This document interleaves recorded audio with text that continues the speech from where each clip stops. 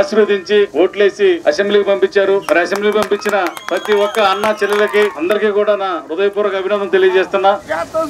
ఆ రోజు ఆ ప్రభుత్వం వైఫల్యాలు చెప్పి నేను మీ అందరితోటి నేను ఓటు అడగడం జరిగింది. ఈ రోజు మన జగనన్న ప్రభుత్వం మనం చేసిన సంక్షేమం అభివృద్ధి మీద ఈ రోజు ఓటు అడగడం జరుగుతుంది. ఆ రోజు వైఫల్యాలు, ఈ రోజు అభివృద్ధి రెండు కూడా చంద్రబాబు వైఫల్యం ఆ రోజు చెప్పాం అతను చేసిన తప్పని. మరి జగన్మోహన్ రెడ్డి గారు ఈ రోజు చేసింది కరెక్ట్ అని చెప్పి మళ్ళా మేము ఓటు అడగటం రావడం జరిగింది. మీ గ్రామంలో మరి సంక్షేమం ప్రతి ఇంటికి కూడా జగన్మోహన్ రెడ్డి గారు ప్రతి అకౌంట్ లోకి డబ్బు రావడం జరిగింది. ఈ ప్రభుత్వమే మీది, జగన్మోహన్ రెడ్డి గారి ప్రభుత్వమే ఎస్సీలది, బీసీలది, మైనార్టీలది. సూపర్ 6 అని, సూపర్ 7 అని మీకు డబ్బులు ఇస్తామని చెప్పి 5,000 10,000 ఆది చూపిస్తా ఉంటారు. మీ ఇంటికి వచ్చే 1,00,000 2 లక్షలు 3 లక్షలు మీ గురించి ఎప్పుడు ఆలోచించే నేను వాళ్ళు ఏమైపోయే వాళ్ళో అర్థం చేసుకోండి ఒకసారి. ప్రతి ఇంటికి మీకు సంక్షేమం వస్తా ఉంది, మీ ఊరికి అభివృద్ధి వస్తా ఉంది. ఈ రోడ్లు చూడండి, మీకు లిఫ్ట్ ఇరిగేషన్ పెట్టా, నేను లిఫ్ట్ ఇరిగేషన్ తీసుకొచ్చే బాధ్యత నాదని చెప్పాను. మీకు అన్ని రకాలుగా మీకు సాయం చేస్తా ఉన్నా నేను. మీ గ్రామానికి పారుపల్లి గ్రామం అంటేనే వైఎస్ఆర్ పార్టీ అనేది ఒక ముద్ర ఉంది. మనం ఒక్కళ్ళ గనక పొరపాటు చేస్తే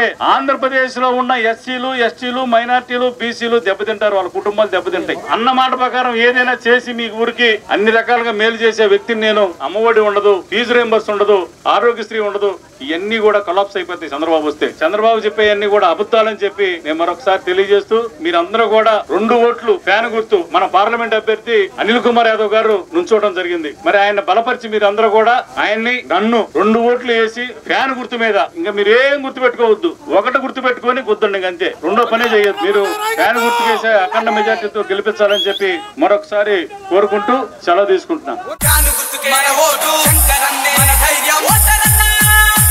పాడు గడ్డ మీద